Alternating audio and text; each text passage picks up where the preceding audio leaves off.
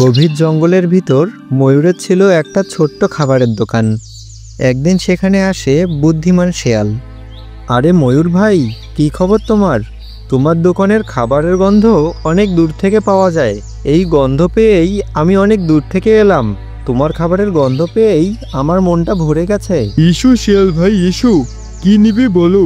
আমার দোকানের খাবারের সুনাম তো সারা বন জুড়ে, সবাই জানে আমার হাতে কি জাদু আছে। কি নিবে বলো, তোমার জন্য অপেক্ষা করছি আমি।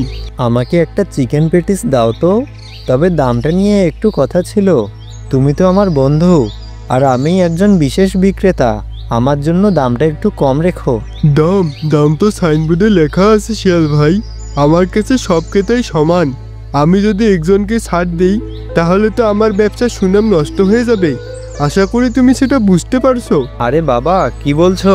তুমি আমার মতো একজন বিশেষ ক্রেতাকে কিছু ছাড় দেবে না?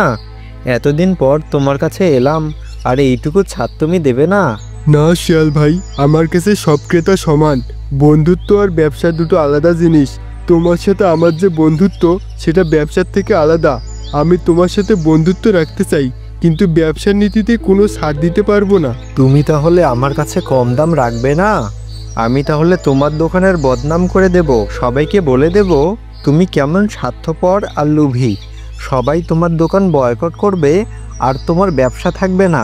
তুমি মিথ্যে বলছো শিয়াল ভাই। আমি কোনো মিথ্যে কথা বলিনি। আমি শুধু আমার ব্যবসার নীতি মেনে চলছি। তুমি আমাকে ব্ল্যাকমেল করছো, কিন্তু তাতে কোনো লাভ হবে না। এই যে আমি এটা নিয়ে নিলাম, দেখি তুমি কি করো। তুমি আমাকে বোকা বানানোর চেষ্টা করছো, কিন্তু আমি তোমার চাইতেও বেশি চালাক। কি করছো?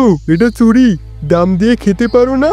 তুমি যদি এটা নিয়ে যাও তাহলে আমি সবার কাছে বলে দেব তুমি একজন চোর। যাও যাও, তুমি শুধু মুখ দিয়েই বলতে পারবে। আমি যে জোরে ছুটি তুমি আমাকে ধরতেই পারবে না। তুমি কি করতে পারো সেটা পরে দেখা যাবে। এই বলে শিয়াল ময়ূরের দোকান থেকে টাকা না দিয়ে খাবারের প্যাকেটটি নিয়ে চলে যায়। শিয়াল, তুমি কি ভেবেছো তোমার শক্তি বেশি বলে আমি কিছু করতে পারবো না? এর বিচার আমি রাজার কাছে দেব। এরপর ময়ূর অনেক দ্রুত যায় রাজার কাছে শিয়ালের হয়ে বিচার করতে। ময়ূর যখন রাজার কাছে গিয়ে পৌঁছায়, তখন শিয়াল সেখানে আগে থেকেই উপস্থিত ছিল। মহারাজ, আমার দোকানে এই শিয়াল এসে জোর করে খাবার চুরি করে নিয়ে গেছে।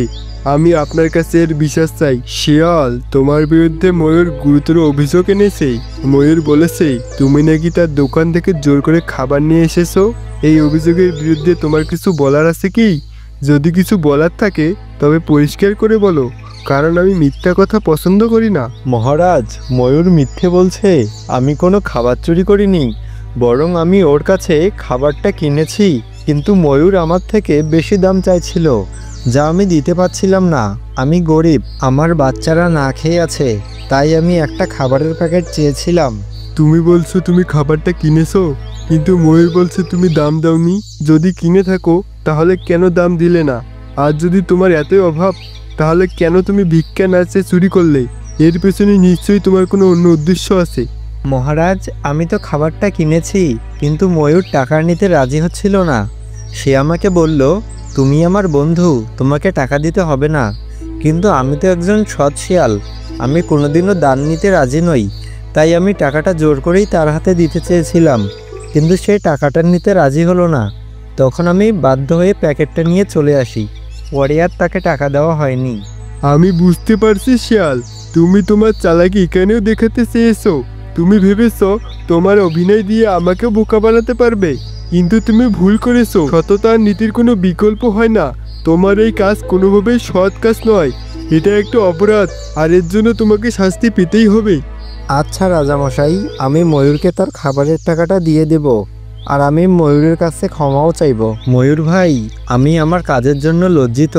আমি যা করেছি তা করা আমার উচিত হয়নি। আমি শুধু কম দামে খাবার কিনতে চাইনি, বরং তোমাকে ঠকিয়ে নিজেকে চালাক প্রমাণ করতে চেয়েছিলাম। শিয়াল ভাই, তুমি হয়তো চালাক, কিন্তু তোমার চালাকি তোমাকে সম্মান দেয় না। তোমার এই কাজের জন্য তোমার নিজেরই সবথেকে বড় ক্ষতি হয়েছে। তুমি তোমার সততা আর সম্মান হারিয়েছো। আমি বুঝতে পারছি ময়ূর ভাই, আমি লোভের বশে অন্ধ হয়ে গিয়েছিলাম। আমি ভেবেছিলাম আমার এই চালাকি আমাকে জয়ী করবে, কিন্তু আমি ভুল ছিলাম। আমি সকল প্রাণীর সামনে তোমার কাছে ক্ষমা চাচ্ছি, আমাকে ক্ষমা করে দাও। আমি কোনোদিন আর এমন কাজ করব না। ঠিক আছে শিয়াল ভাই, তোমাকে ক্ষমা করে দিলাম, কিন্তু মনে রেখো আমার কাছে খাবারের দাম নয়, তোমার অনুশোচনাই আসল। আশা করি তোমার ভুল থেকে তুমি শিখতে পারবে।